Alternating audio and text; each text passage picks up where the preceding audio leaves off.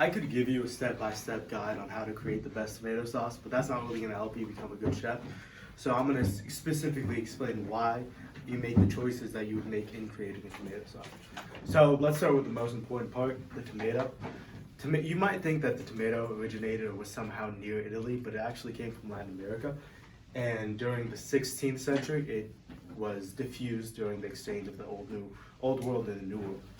This is a very important thing because they didn't master the tomato in a few hundred years. They didn't master the tomato in a few hundred years by following a rule book. They understood why and how to use the fruit most efficiently.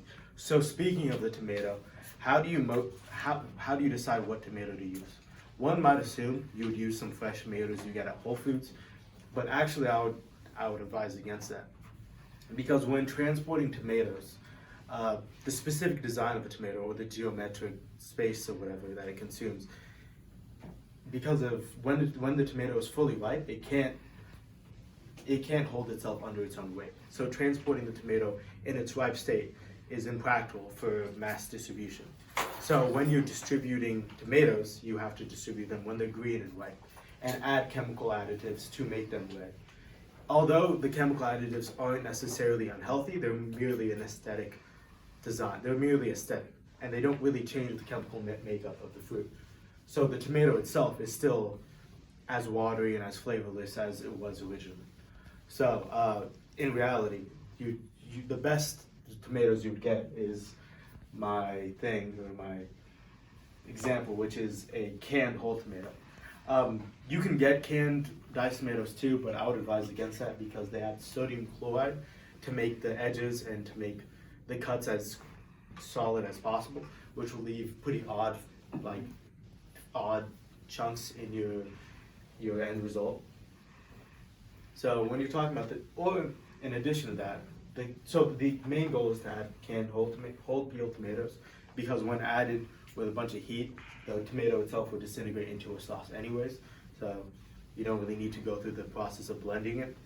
If you're lucky, you can use some, and you have like a fresh market or a farmer's market nearby where they freshly and pick their tomatoes when they're ripe. Then you can use fresh tomatoes that way, and that'll come with an amazing result.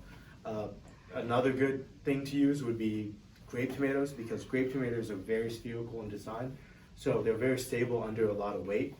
So when transporting grape tomatoes, you can transport them when they're ripe, which is great they also contain a lot of pectin, which is the chemical that makes tomato sauce thick and delicious or viscous. Another important thing is, so you have the tomato. How do you make the tomato into a good sauce? So you want to start with some sort of aromatics, like olive oil or garlic. So specifically garlic, you want to make sure that the garlic is sauteed in a little bit of olive oil for a certain amount of time. Because if it's not, garlic contains a lot of allicin, which is a chemical that leads to the very spicy and sharp taste that raw garlic has. And in addition, you need to keep in mind that garlic in itself contains very little water, and which means it's very prone to burning. So you have to be careful about cooking garlic in heat. If you do like a little spicy tomato sauce, it would be advised to add the peppers or the red pepper flakes during the oil or during the sauteing process, because capsaicin, which is the spicy chemical in peppers and whatnot, is fat soluble and will diffuse through the sauce a lot better in the oil.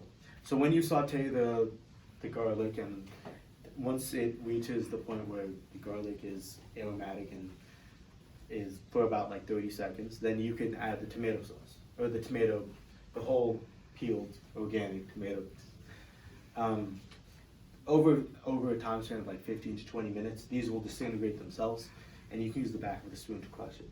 You would also want to make sure you add the basil or whatever herbs and stuff after, because basil specifically is a very delicate herb that a lot of the flavors and a lot of the chemicals disintegrate with high heat. So you might be wondering, what's the point? I'll just get some canned tomatoes or some tomato sauce from a jar. But the issue with that is tomato sauce from a jar, well, compared to making it yourself, is a lot more expensive. And it has a lot of added sugars, it's not nearly as flavorful, and it's not nearly as versatile.